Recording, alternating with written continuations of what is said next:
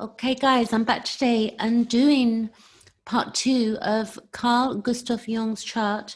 He was born on the 26th of July, 1875, and he passed away on the 6th of June and 1964. So what we're going to do is look at a few more of the planets. Yesterday we looked at, let me think, the rising sign and also his sun and the moon. So if you see part 1 on my channel of Carl Gustav Jung, his astrology chart, then you can pick up the one before or this after, whatever you choose to do. But I'm going to look at his Mercury. Let me get my pointer here so that we can see spotlight. Okay, so his Mercury is in his 6th house. And I will say, just in case you don't want to go back to that video, his rising sign is Aquarius here. And then his sun is in Leo at 3 degrees here. And then his moon is in Taurus at 15 degrees. So we're just going to go now with Mercury to explain what that means. So with this in the 6th house, it's to do with, it's the area of work, so routines, and there's an importance of communication within because that's in Cancer, by the way, as well. That Mercury is in Cancer, so there's an importance with communicating with family, and family doesn't have to be just like blood family. It can be a family that we create for ourselves after, so it's not just parenting, it's beyond that, and also humanity, we're family also in many ways. So there can be information about family, and the family background can be really important, and also it may be where we like to collect history with Mercury in Cancer in the 6th house, because it's collecting data as well, and also communicating with others about emotional issues, which Carl Gustav Jung clearly did with the work that he did as the founder of psychoanalysis in his time. Also, with Mercury being in the 6th house, it's basically where one is a teacher, and it's also to do with routines, and where we're being stimulated by routine and we're busy, and also it's about our health and our well-being, our health of the body, and also the relationship between the mind and the body. This is the 6th house, which is important to sort of see. He does have, which I will look at shortly, we can see here that the Mercury is 13 degrees and the Venus is 17. So that's a conjunction. He's also got other conjunctions going on. This is a weaker conjunction, which is the Sun and Uranus, both in Leo. And also he's got a conjunction of Chiron and Neptune, the wound. So the wounded healer.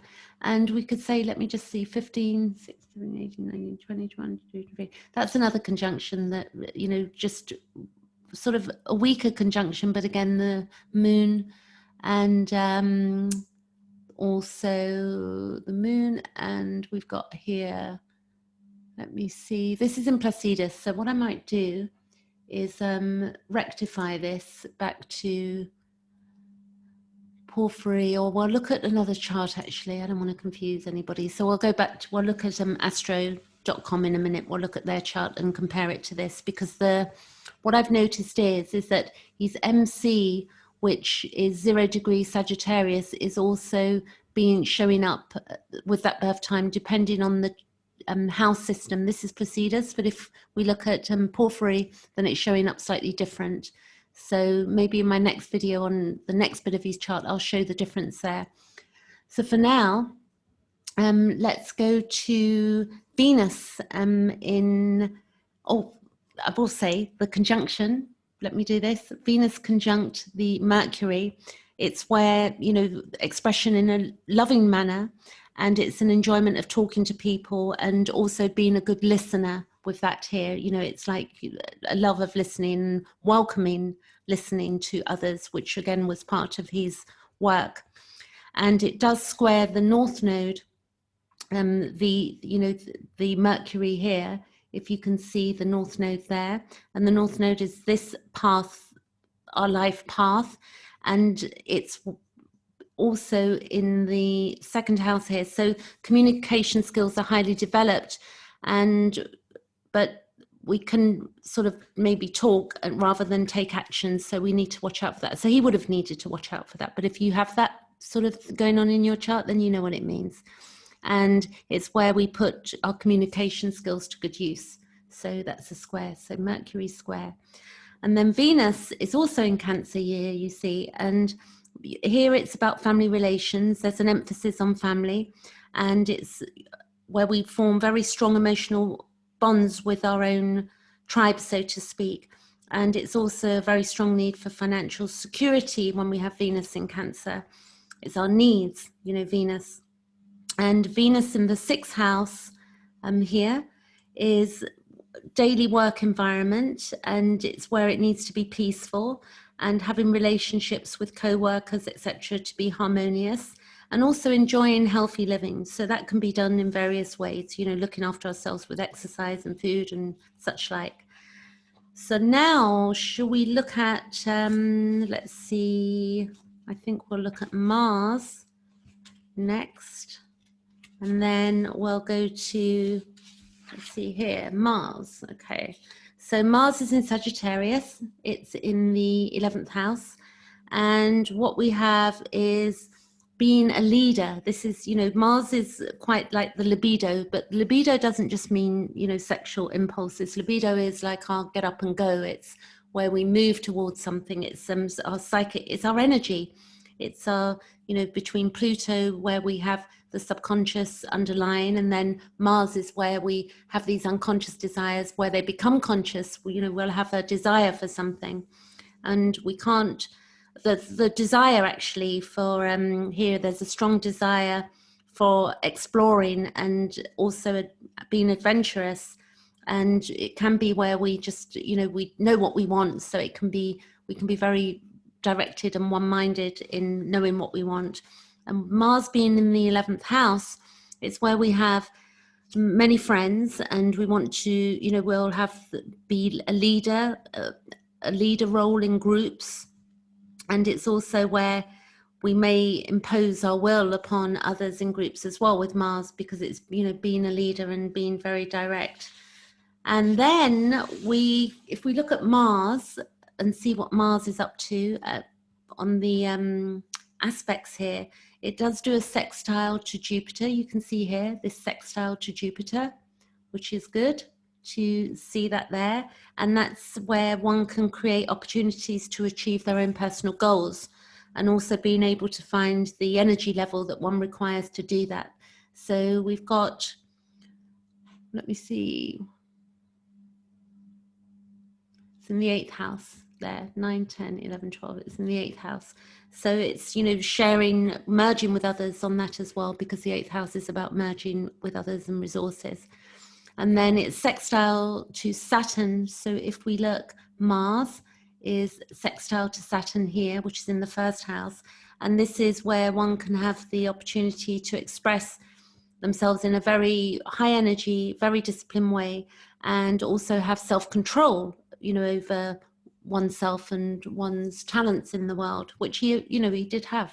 If we look at the work that Carl Jung did with the Red Book and with all of the writing and the archetypes and the collective unconscious, we can see that he was very, you know, he basically got things done. He was very good at, you know, putting work out there. And then this Mars, it does trine Uranus over here, and Uranus is in the 7th house. So this is also where one can be successful in many fields. You know, it's where we can succeed in many fields, and also being very enthusiastic and having great drive as well. Quincunx, I'm going to show you this to here. This is like just down to there. That's 150 degree orb, 150 degree apart actually, not orb. And then that's going to Pluto. So it's very intense, and it's something that can't be seen between an inconjunct. It's something that can't be seen, but it's where we need to sort of relax and not, you know, be a bit easy, because it's intense energies. So it's like better to pull back with that. But within conjuncts, we can't see, what the issues are, but we work it out as we go through life. And that Mars is also trying to Chiron. And this is a gift where we're able to help other people who are less powerful. And also it's where we're not afraid to confront sensitive issues, which is really, important when we're doing this, when he was doing this sort of work. And there's a strong sense of spiritual will, which we saw with his work as well. And it's where one has the energy to help heal others in humanity. And next we're going to do Jupiter, and then I'm going to leave it there for probably today, and then I'll finish off with the rest of the chart tomorrow. So if we look at Jupiter in Libra up here, and we can see that there's a very strong concern for justice with that. And I guess, there was in many ways, even when he fell out with Freud, they had a relationship, I think it was for about 7 years of friendship, which didn't quite work out because they had differing beliefs. So, he was very interested in putting the right stuff out there and the truth and justice as well. Jupiter, and being very diplomatic as a teacher. And, it was very important to express spiritual values in relationship to others. And Jupiter in the 9th house, it's searching for the meaning of life. And he did that with looking, the soul, and all of the books he did. It was really digging deep, and it's an endless request for knowledge, and it's religion and study and travel and philosophy and expansive knowledge, and we can see that in his personality. Very beautiful. So then we've got let's see what we got here. We've got an inconjunct Jupiter to Pluto, and the aspects are also trine to Saturn. So if we go Jupiter trine to Saturn, what we have is a good blend of self-control, and it's allowing oneself one mustn't allow oneself to be over restricted with that, it's like, or become over the top either. It's like balance that needs to be balanced out, because Jupiter can work both ways. And it's a very beautiful aspect to have there. And, it's good not to abuse the aspects, because we can use them for the higher good or not. So Jupiter expansion, and then teaching, and, karma, and Saturn is to do with wisdom as well as we go through life. And the quincunx here, which is an inconjunct as well, if you haven't heard what other word I've just said, then an inconjunct to Pluto is about ideals and ideas. And it's about learning from others that won't always agree, which, we could see that others won't always agree with us. And some people won't want, help. So it's important not to push help onto others with this aspect as well. And then with the opposition to Chiron here, which is the wound, which is where we're sensitive. It's like our hypersensitivity that we have. We all have Chiron in the chart. This is maybe where people, caused him pain, and he, felt maybe that he could not live up to high ideals. And also there can be emotional pain with this, because it's to do with truth, and it's a struggle, because one has high hopes for humanity with this aspect as well, because it's Jupiter there. And it's also where one dedicates themselves, to help others, and also bring balance into life as well, others' lives. And also it's where we take time to reflect on our experiences through life. And this, can bring wisdom as well, the Jupiter and the 8th house as well, merging with others too.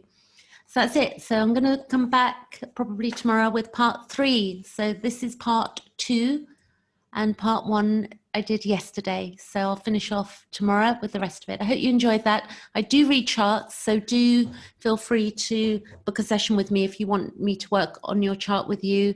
And I also look at where we're hypersensitive and we need to heal any wounding that's come from childhood and such like. Got a lot of knowledge around that. Okay, thanks for watching. Catch you later.